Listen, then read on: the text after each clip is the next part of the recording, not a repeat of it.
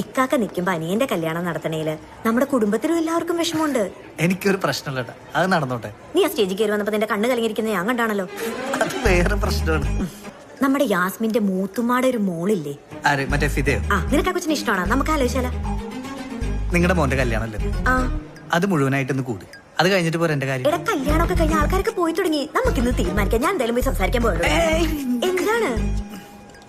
ഞാൻ പൊക്കോളാം. നീ ഞാൻ പോയി. ഉറപ്പാണോ? ബിസിയാണോ? അല്ല, എനിക്കിപ്പോ ഇവിടെ വന്നിരിക്കേണ്ട ഒരു അവസ്ഥയായിപ്പോയി.